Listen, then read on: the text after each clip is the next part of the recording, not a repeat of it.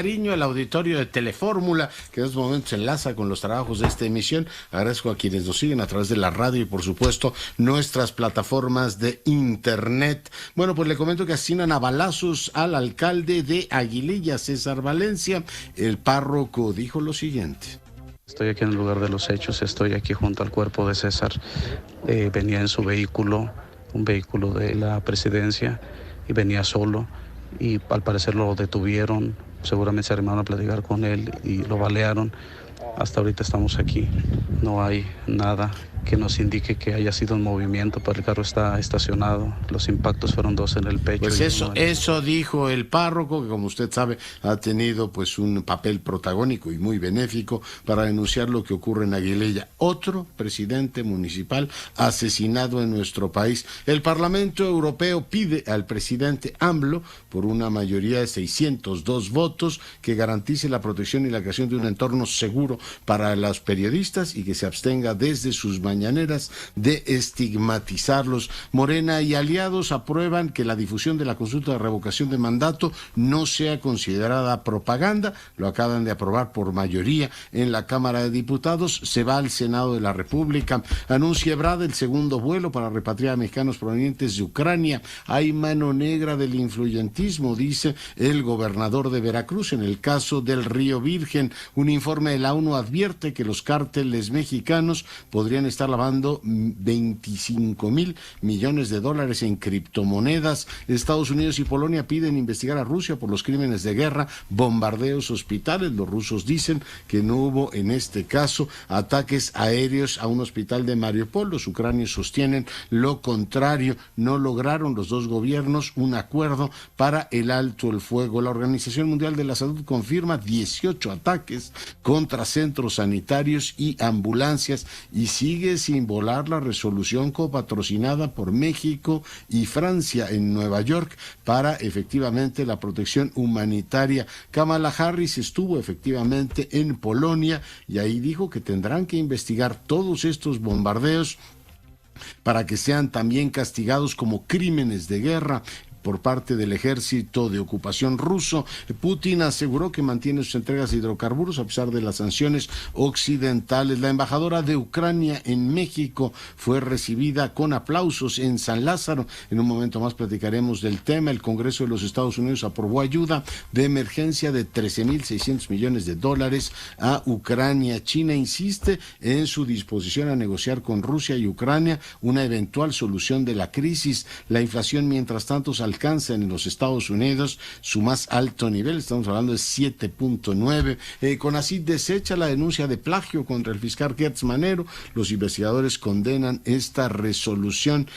Más información, pues ha muerto John Eliot, premio Príncipe de Asturias, uno de los grandes historiadores de nuestro tiempo, profesor en Princeton, en Oxford, autor de un libro memorable sobre los imperios del mundo atlántico. Y fíjese, hace algunos días lamentábamos la muerte de Jonathan Brown. Ahora muere John Eliot. Ambos trabajaron de una manera muy profunda todo el periodo de la corte, ¿no? Todo el periodo del reinado de Felipe IV. Bueno, pues perdemos a otro de los grandes historiadores de nuestros tiempos. Descanse en paz. Gloria para John Eliot. Pausa, volvemos. Ya en el Financiero hoy que el subsecretario Jiménez Pons, que antes tuvo a su cargo el Tren Maya, dijo que no se va a obligar a las líneas aéreas a trasladar sus operaciones al AIFA, pero bueno, la Autoridad Aeronáutica Mexicana declaró, usted recuerda, la saturación de las dos terminales, cosa que sabíamos desde el inicio, bueno, no desde el inicio del sexenio de López Obrador, desde el inicio de Felipe Calderón. Llevamos años con este tema de la saturación del aeropuerto y los sucesivos gobiernos mexicanos han sido incapaces, lo cual habla mucho de nosotros, o revela en gran medida nuestra capacidad de resolver problemas. Está ahí, ¿no? Una saturación terrible desde hace tiempo, probablemente desde el sexenio de Cedillo, fíjese lo que le digo, tenemos esa saturación, pero bueno, ya dijeron, realmente está saturadas las dos terminales, y bueno, pues tenemos que consolidar primero el AIFA, va a ser un aeropuerto atractivo, dice, para las líneas de bajo costo, y lo que tienen pensado es efectivamente hacer que más o menos un 30% de los vuelos se muevan al AIFA poco a poco, pues tendrán que decir de necesidad virtud, ¿no? 30% de las operaciones se van a reducir en el aeropuerto Benito Juárez para poder echar a andar Santa Lucía. Por cierto, le comento antes de pasar a otro tema que he recibido este libro del ingeniero Jiménez Espriu, a quien le mando un gran saludo. Por cierto, qué bonita forma de terminarlo, ingeniero. El epílogo es ciertamente precioso y es la cancelación, en términos generales, temas que usted conoce, dice el pecado original de AMLO, y tiene que ver con, bueno, pues toda la documentación. Le echaré, por supuesto, un vistazo. Me acaba de llegar el libro del Aeropuerto Internacional de la Ciudad de México. Dice, no solo ha sido una de las decisiones más polémicas del gobierno, sino el sello, el estigma, el punto de partida, en suma, dice, el pecado original, tanto de las críticas contra su administración y, a decir de sus detractores, la causa de buena parte de los problemas que ha enfrentado, como para sus simpatizantes el arranque de una nueva forma de hacer política y definir las políticas públicas. El libro de Jiménez Espriu. Cambiamos de argumento informativo y vamos ahora a Veracruz. Está Alejandro Aguirre, periodista, compañero mío en el Universal. Le agradezco mucho su disposición a colaborar con nosotros. Mi querido Alejandro, ¿qué dijo el gobernador? Buenas noches. Hola, Leonardo, ¿cómo estás? Te mando un abrazo desde el estado de Veracruz. Hoy estaba muy disgustado, hoy el gobernador estalló con el tema de José Manuel del Río Virgen. Cuando en su conferencia de prensa se refirió al tema, pues leyó un documento por supuesto previamente escrito, además de leerlo con muchas equivocaciones, además de leerlo mal y de referirse en muchas ocasiones a José Manuel como Juan Manuel N., refiriéndose entonces a otro imputado, no a José Manuel del Río. Pues habló de intereses ilícitos, de decretos de amiguismos y corrupción, de régimen perverso que encubre la impunidad, de este tipo de palabras que ahora son tan habituales y que escuchamos casi todos los días por la mañana. Fue lo mismo prácticamente que hoy dijo el gobernador García. Ya tachó de aberrante la decisión del juez federal que brinda un amparo para que José Manuel del Río en 10 días pueda salir de prisión, siempre y cuando, por supuesto, la Fiscalía no recurra, cosa que ya ocurrió, al menos ya lo avisó la Fiscalía de Veracruz dijo sí vamos a impugnar la decisión del juez federal. El gobernador consideró que era aberrante, dijo que es lamentable que las perversidades de un régimen político encubran la impunidad, y además se refirió a Ricardo Monreal y Dante Delgado Ranauro sin mencionar sus nombres, diciendo que justamente lo que estaba ocurriendo era que José Manuel del Río podía salir de prisión por amiguismos y por presiones desde el Senado de la República. Dijo el gobernador que la fiscal propio que van a impugnar el tema, pero te comento que el juez federal... La fiscal autónoma, supongo, ¿no? Muy autónoma, Leonardo, tan autónoma que hoy, fíjate lo que te voy a decir, tan autónoma que el gobernador García... bajo el argumento de que de filtraciones a medios de comunicación, las cuales no existen en este sentido, dijo que exhibió pruebas que tendría que haber hecho la Fiscalía de Veracruz y no el gobernador en la mañana. Por ejemplo, él dijo, y voy a citar, no quiso el juez aclarar, que José Manuel del Río aclarara qué hacía en la zona del homicidio en el momento en el cual es asesinado justamente René Tobar. Dice también el gobernador, quedó sin responder por qué se trasladó un día antes del homicidio a esa zona, como sea audiencia. Entonces el gobernador empezó a detallar una serie de pruebas que la Fiscalía tiene en su documento. Por ejemplo, dice, ¿cómo sabía que algo le iba a pasar al candidato que iniciaron su sustitución antes de su muerte? Y así el gobernador empezó a enlistar estas pruebas de la Fiscalía como si fuera el propio fiscal. Entonces, esta parte, por supuesto, ya después la Fiscalía lo secundó y dijo que van a apelar la decisión. Sin embargo, el gobernador, insisto, aduciendo que esto eran filtraciones de medios de comunicación, se tomaba la libertad pues de comentarlas, pero a final de cuentas son las pruebas que la Fiscalía, o algunas de las pruebas que la Fiscalía tiene contra José Manuel del Río Virgen. De esta forma se le fue el gobernador García encima a José Manuel del Río, al juez federal, que insiste, el juez federal insistió, no hay un solo dato de prueba que acredite que José Manuel del Río es el autor intelectual del asesinato de Remigio Tobar. Entonces, así va el asunto. Ahora recordemos algo, Leonardo, todavía falta que un tribunal colegiado, digamos, ratifique la decisión del juez federal, esto todavía va a llevar de 2 a 6 meses el proceso. Es muy poco probable que José Manuel del Río salga en 10 días, ahora que la Fiscalía va a impugnar y que tiene que ratificarlo un tribunal colegiado. Entonces, échale a lo mejor 2, 3 a 6 meses, cuando mucho, para que sepamos la suerte de José Manuel del Río. Ahora, si las cosas le salen bien a él, pues en 10 días estará fuera de Pacho Viejo, Leonardo. Muy bien, pues pendiente estamos, Alejandro, te mando un gran abrazo. Te mando un abrazo, Leonardo. Gracias. Alejandro Aguirre informándonos desde precisamente Veracruz. Doy ahora la más cordial bienvenida al ministro en retiro y miembro del Colegio Nacional, José Ramón Cosío. José Ramón, ¿cómo estás? Buenas noches. Buenas noches, querido Leonardo, ¿cómo estás? Muy bien, feliz de escucharte. ¿Qué tema nos propones esta semana? Pues mira, yo creo que ya lo hemos tratado varios de distintas maneras, pero es esta pena de veras que se haya cancelado los programas de las escuelas de tiempo completo, más allá de que pues tenían años construyéndose, tenían ya muchas personas beneficiadas, 3,5 millones de niños que pues tenían la posibilidad de ir a una escuela, recibir a veces el único alimento de su día, como se señalaba, la posibilidad de que sus padres pues también pudieran desempeñar algunas tareas.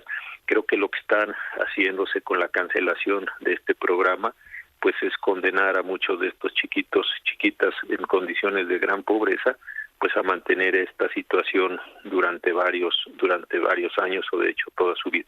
Creo que de verdad fue una de las noticias más tristes que pudimos escuchar. Son 3,5 millones de personas beneficiadas que ya no van a estar en esa condición. Y algo que me parece también que es muy, muy grave es suponer que entregándole a las personas dinero, con eso solo se resuelve el problema. Desde luego que darle a las personas dinero en condiciones de pobreza es muy, muy bueno, muy alentador, pero una vez que tienes ese dinero, ¿a qué hospital llevas al niño? ¿A qué escuela llevas al niño? Me parece que de verdad es una incomprensión completa de todo el sistema de derechos humanos para sustituirlo por un tema, pues francamente, de otorgamiento de dinero. Creo que sustituyes la construcción de ciudadanía por la construcción de clientelas. Sí. Oye, leía tu artículo efectivamente del Universal y pensé inmediatamente en el tema del cheque educativo, que es, recordará nuestra audiencia, una de las propuestas más neoliberales que había desde finales de los 80, en los 90, es decir, que el Estado no gaste en educación, que dé un cheque educativo a la gente y que cada quien vaya a educar a sus hijos donde pueda. Parece un planteamiento tremendamente riesgoso, porque como tú dices, pone a los más vulnerables en una situación de decir, bueno, yo con ese dinero, ¿a dónde mando a los chicos a educarlos? Y por otra parte, pues sí, los pone en una situación de clientelas de gobierno, de clientelas digamos, electorales, y no gente que está siendo satisfecha por servicios públicos de calidad. Fíjate que sí, porque imaginemos una situación, de veras, pensemos en estas familias que tienen estos niños, se les da el dinero.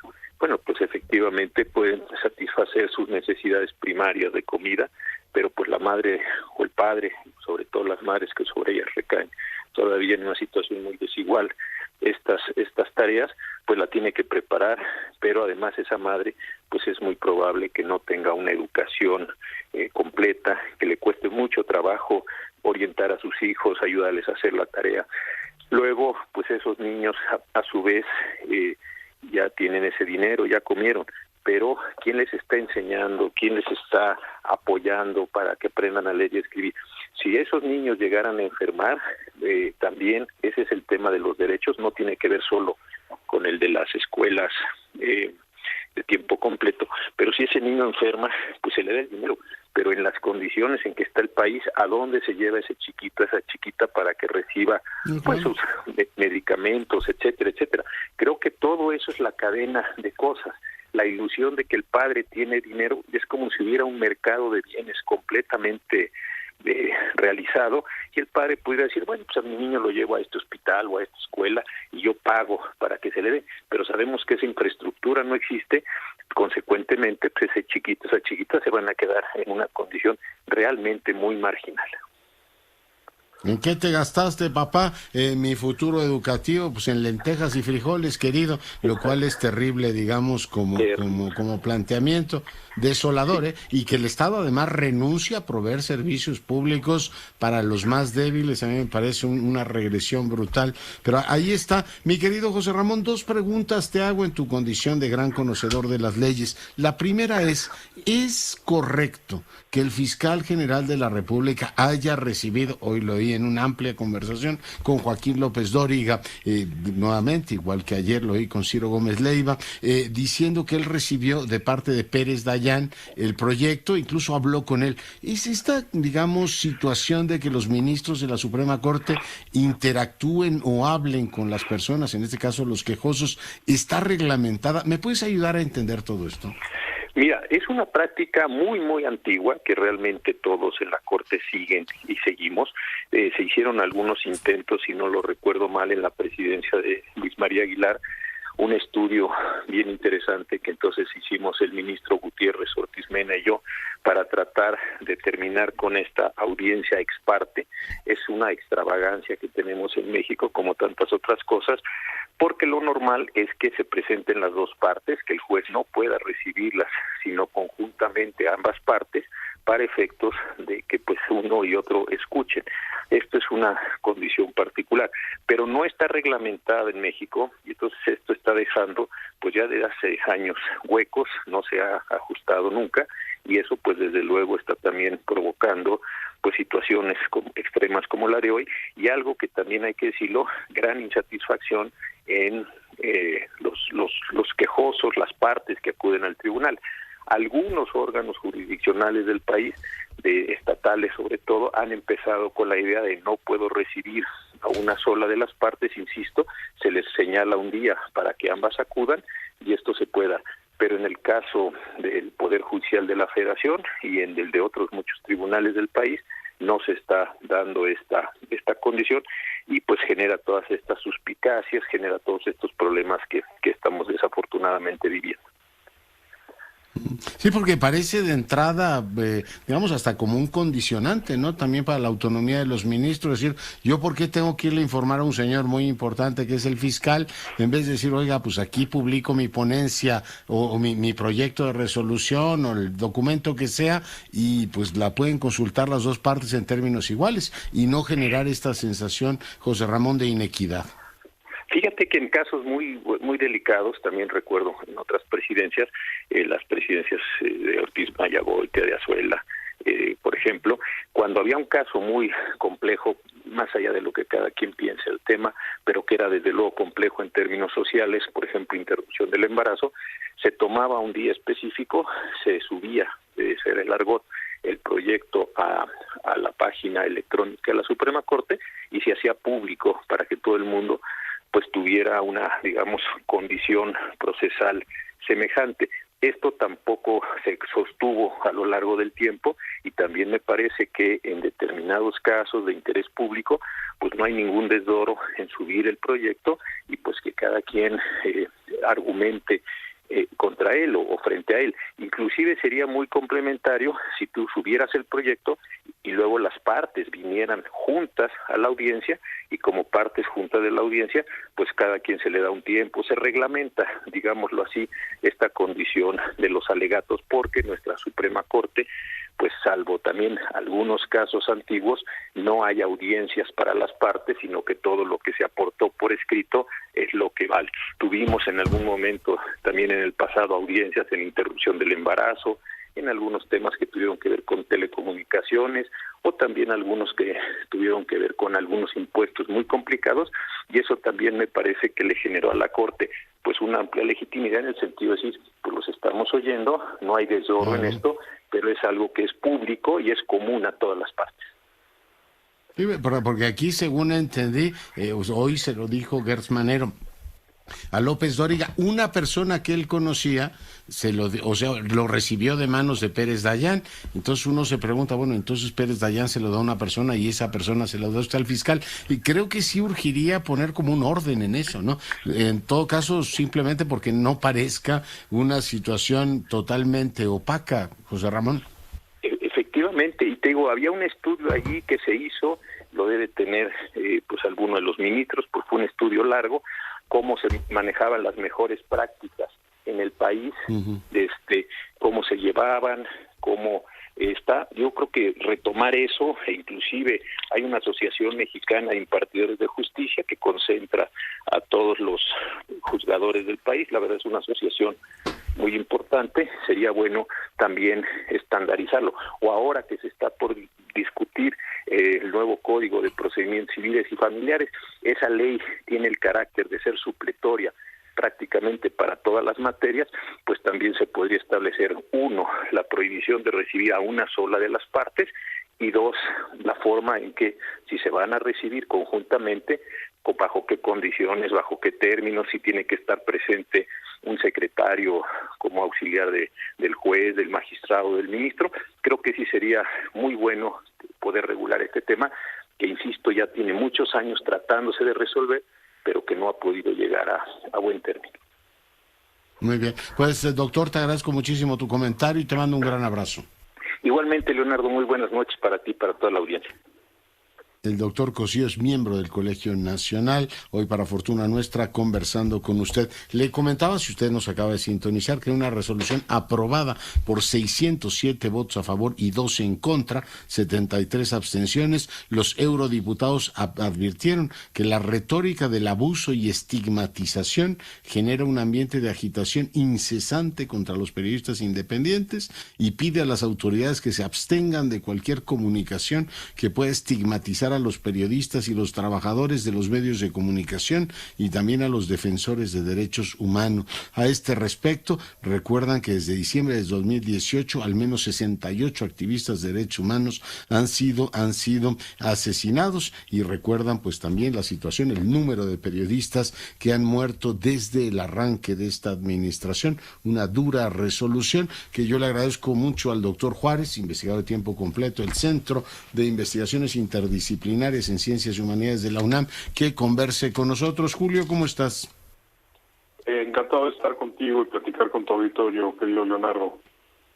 Hoy hace unos días fue Blinken, ahora es el Parlamento Europeo con 607 votos. ¿Qué lectura tienes tú de esta resolución?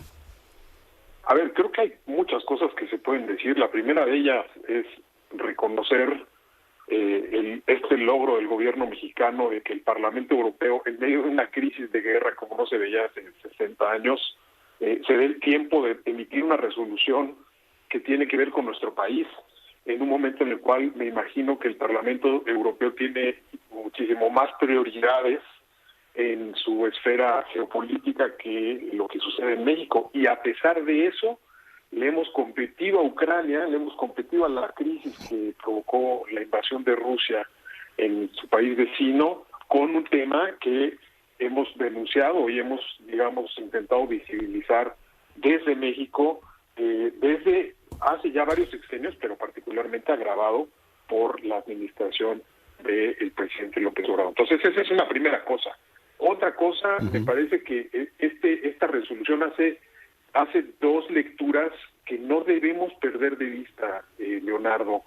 La primera de ellas es un diagnóstico muy duro, muy severo, que coincide con lo que aquí hemos criticado muchos, dentro y fuera de la academia, dentro y fuera de las organizaciones civiles, dentro y fuera de los partidos de oposición, y dentro y fuera de la propia sociedad mexicana. Y es básicamente que el discurso de odio, el discurso que estigmatiza al periodismo crítico y que encabeza parte de la línea de discurso presidencial, tiene consecuencias. Es decir, uno escucha constantemente a funcionarios del gobierno y particularmente al presidente de la República, Andrés Manuel López Obrador, decir que, bueno, pues él no es responsable de las muertes, al menos, por ejemplo, de estos 47 periodistas que han muerto asesinados bajo su sexenio, pero pues él lo primero que dice es, bueno, mi gobierno no es responsable de estos actos de violencia, muy probablemente sea el crimen organizado.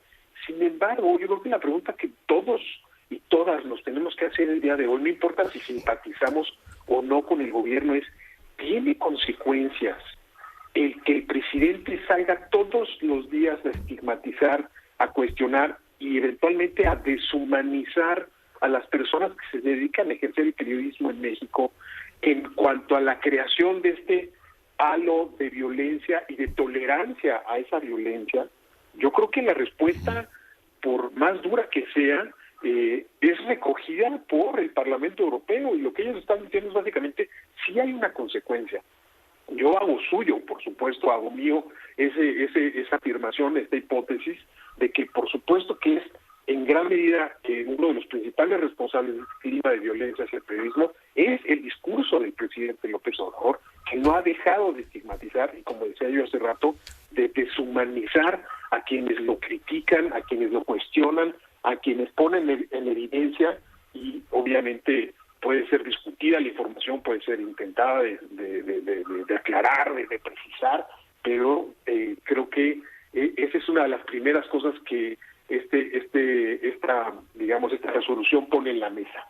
La segunda, Leonardo, es precisamente que en este clima de violencia que acompaña ya desde hace varios años a México, en este clima de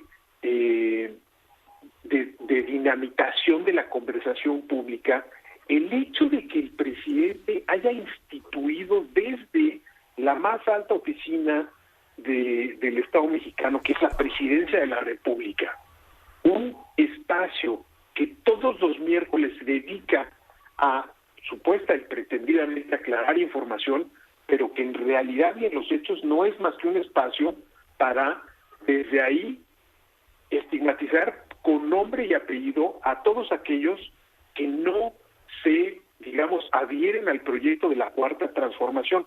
Y ahí yo quiero resaltar algo muy importante, porque me parece muy emblemático que en el discurso que hace el presidente para justificar su denostación y esta estigmatización al periodista, a hombres y mujeres que ejercen ese periodismo crítico, es precisamente la malquerencia. Él les habla, y es parte de la premisa de que un periodista tiene que querer y tiene que abrazar el proyecto de la Cuarta Transformación, y que si no lo hace, que si no abraza este proyecto, que si no quiere no solamente al movimiento, sino al propio presidente, vean nada más el tamaño de las equivalencias morales que hace el presidente respecto al papel del periodismo, y que si por lo tanto estos periodistas, en lugar de alabar, de acompañar, de defender a este movimiento y a su presidente, entonces merecen ser tildados de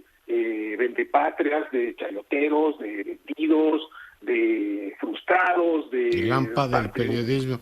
Oye, y desde muchos ángulos, bueno, el presidente sí, ya en varias ocasiones ha hablado esto de la incondicionalidad, y recuerda dice el Epigmenio, los moneros de la jornada, esos sí son incondicionales, todos los demás tiene dudas sobre ellos en muchos casos, pero bueno, él dice que él le responde, ¿no? Ayer se metió con Azucena Uresti, la forma en que cubrió, pero ¿tiene el presidente alguna justificación para meterse en las opciones laborales que eventualmente pudiese tener Azucena Uresti, o esa ya es una injerencia grosera en la vida de cualquier ciudadano? Decir, oiga, pues si la va a contratar o no la va a contratar, ella dijo que no tenía, pero no tendríamos por qué estar discutiendo eso. ¿Qué opinión te merece esas intromisiones en la vida laboral de los periodistas? Julio. Pues yo creo que ilustra muy bien la virulencia y sobre todo la impunidad del discurso presidencial para criticar y para denostar públicamente a estas, en este caso a Azucena Uresti, que me parece una periodista ejemplar, pero lo mismo podríamos decir de muchas otras mujeres y hombres periodistas a los cuales él se ha dirigido y ha denostado, publicando sus ingresos, diciendo que tienen contratos con, o que han sido espías de, es decir, es un capítulo más, y no por ello lo estoy tratando de normalizar, sino lo que me interesa aquí es poner en un contexto cómo este aumento en la violencia discursiva del presidente hacia el periodismo va tomando un curso que nos debe de tener enormemente preocupados a todos. Y déjame decir una cosa que creo que es muy importante, Leonardo. Es hora de que quienes simpatizan con este gobierno se hagan cargo del discurso deshumanizador y violento que este presidente tiene hacia la prensa crítica. Es decir, más allá de si uno simpatiza con el proyecto y si considera que en el pasado hubo periodistas que entregaron su agenda o le hicieron favores a los antiguos regímenes o vendieron la información, lo que sea. Sí, hay que asumir eso. Mi querido Julio, pues te tengo que interrumpir, pero es hora de que lo reconozcan porque me va a sonar la campana. Te mando un abrazo, doctor Juárez. Un abrazo muy fuerte, querido Leonardo. Gracias a ti. Gracias, pues ahí tiene el tema. Pausa, volvemos. La información: fracasó todo el trabajo diplomático para lograr un alto al fuego en Ucrania y abrir la posibilidad de corredores humanitarios. Y como le digo, pendiente de que en Nueva York se apruebe la resolución franco-mexicana. Hoy estuvo la embajadora ucraniana en San Lázaro y parte de lo que dijo fue esto. Ciudades como Счастье, Станица Luganskaya, cerca de Lugansk, o Volnovakha en la región de Donetsk, están casi completamente destruidas. Una de las ciudades más bellas de Ucrania, Kharkiv, está en ruinas. La ciudad de Mariupol está asediada y sometida a devastadores bombardeos. Agradecemos a cada uno de ustedes y a sus partidos respectivos por el apoyo que hemos recibido en la embajada y que han expresado en sus comunicados oficiales. Nosotros lo apreciamos mucho. Pero termina el tiempo de los discursos y comunicados. Es hora de acciones firmes encaminadas a terminar con la agresión brutal de Rusia contra Ucrania, contra nuestro orden legal internacional. Esperamos que México se una a las acciones de la comunidad internacional, como son las sanciones económicas, el aislamiento y la exclusión de Rusia de todos los foros posibles. Me gustaría poder transmitir a mi gobierno que en estas cuestiones podemos contar con el apoyo de los legisladores mexicanos. Tomando en cuenta que ustedes son integrantes de diferentes comisiones del Congreso de la Unión, son ustedes quienes pueden influir en las decisiones que se adoptan. Bueno, y me enlazo ahora con quien fuera el anfitrión de la embajadora allá en San Lázaro, el diputado Chertorivsky. Salomón, ¿cómo estás? Hola, querido Leonardo, te saludo con enorme gusto, como siempre, a ti, a tu auditorio. Oye, emocionante oír el testimonio de la embajadora, el drama que está viviendo Ucrania. Y bueno, pues ahí está su testimonio. ¿Qué podemos hacer por ello, Salomón? Mira, Leonardo, en efecto, fue emocionante. Es desgarrador, ¿no? Tienes a la embajadora dialogando, escuchando, platicando, y su familia está en Kiev. Y bueno, como lo platicábamos el lunes, ella es muy clara en lo que nos pide. Nos pide dejar las ambigüedades. Felicita a la Cancillería y a la representación de México en Naciones Unidas el voto, pero nos dice México como país es muy importante y debe de dejar las ambigüedades. No pueden seguir con este discurso de no nos sumamos a las sanciones económicas, no nos sumamos al rechazo clarito por parte del presidente a que aquí se está viviendo una invasión. No se puede ser neutral cuando el conflicto no es neutral. Cuando es claro que hay un violentado y un violentador, cuando se está rompiendo el derecho internacional, cuando un país soberano está siendo invadido. Creo que eso lo dice. Segundo, nos dice, necesitamos muestras de solidaridad que rebasen el discurso. A ver, el único avión de la Fuerza Aérea Mexicana que voló a Europa fue vacío. Qué bueno que fue a recoger a México-ucranianos que estaban allá y que los iba a traer de regreso, pero se fue vacío. Envíenlo con ayuda humanitaria. No pedimos armas, pedimos ayuda humanitaria, y nos dio una lista de medicinas, de necesidades básicas que tienen allá. nos decía, tenemos algunos ucranianos varados en México, que se quedaron aquí porque vinieron de viaje, vinieron a estos espacios, todo incluido en Quintana Roo, y pues habían pagado eso, y ahora se quedaron varados sin dinero. Ayúdenos. Hay empresas como Aeroméxico que ya manifestaron el que van a regalar los boletos de avión de regreso para algunos de ellos. Nos decían, necesitamos claramente alternativas concretas para manifestar esa solidaridad a la que refieren. Y bueno, pues sí nos hacía ver que el mundo está viviendo un momento delicadísimo y que ese momento delicado no puede permitir el espacio de duda de dónde estamos parados, Leonardo, y es lo que nos pedían los legisladores. Oye, me emocionó mucho y hubo un punto en el cual pues no puedo evitar comentarlo, mientras tenían esta sesión para hablar del sufrimiento de este pueblo, y además estamos hablando de riesgos enormes a la paz mundial. No solo es la agresión a Ucrania, sino toda la tensión. Tenías a Kamala Harris hoy en Varsovia hablando sobre la posibilidad de no usar aviones. No me extiendo en el asunto. Tenemos un drama y al mismo tiempo en el Congreso pues están aprovechando para con nocturnidad aprobar ciertas cosas que uno dice, realmente lo más importante es poder hacer propaganda para la revocación de mandato cuando tienes todas estas broncas. Es decir, no puedo evitar, Salomón, una sensación de irritación, de decir, oye, no estamos viendo la tempestad y al mismo tiempo no nos hincamos, diputado Chertorivsky.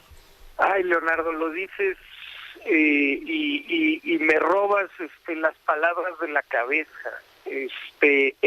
Fue muy frustrante el día de hoy, mientras alrededor de 40 legisladores de casi, y subrayo el casi, todos los partidos políticos, estábamos escuchando a la embajadora.